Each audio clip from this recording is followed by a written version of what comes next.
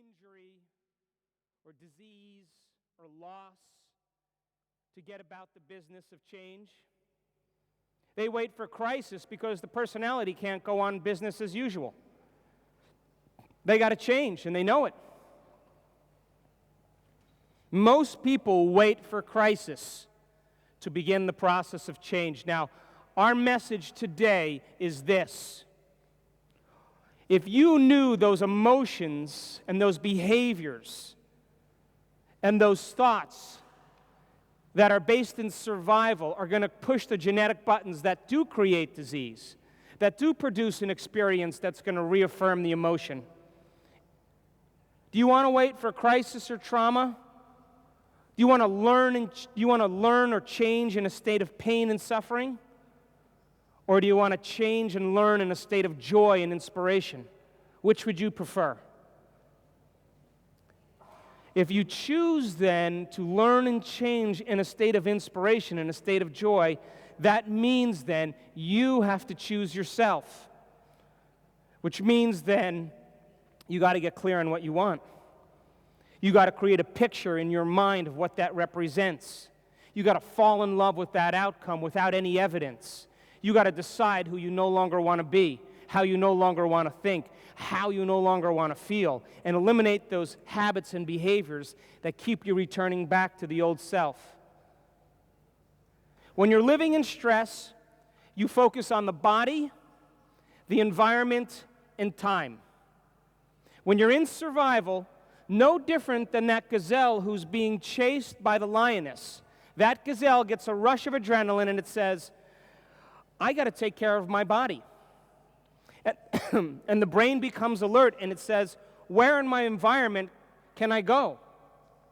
And how much time do I got to get there?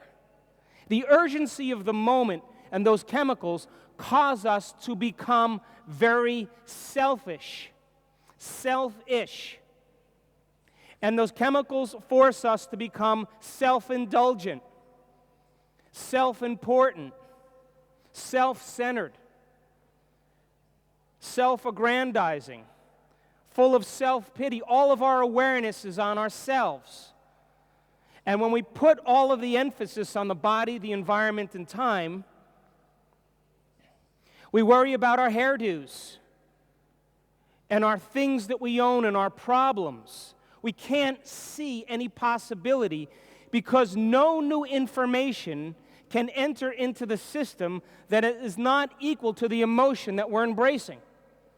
And those chemicals of stress, I want you to know, create the emotions of anger, aggression, hatred, judgment, fear, anxiety, pain, suffering, hopelessness, powerlessness, depression.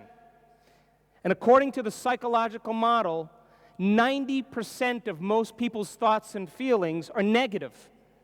And it's these emotions in survival that drive us to a lower denominator.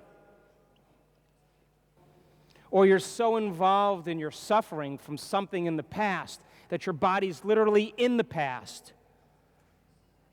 Your body's living in the past because the emotion has been conditioned into the body. And you bring it into the present moment and you say, in this moment is where we create. And I will wait till you're done.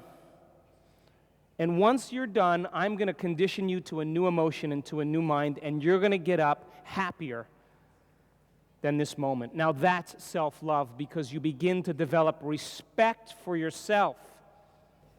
I wake up every morning and I ask myself, what's the greatest ideal of myself I'm going to be? And I don't get up until I am that person. That means that I have to confront my emotional addictions that keep me connected to the past. You are reconditioning that body. When you make a decision to change and you use that type of firm intention, that type of decision, your body begins to acquiesce to a new mind. And what's the hardest part of all of this? Making the time to do it.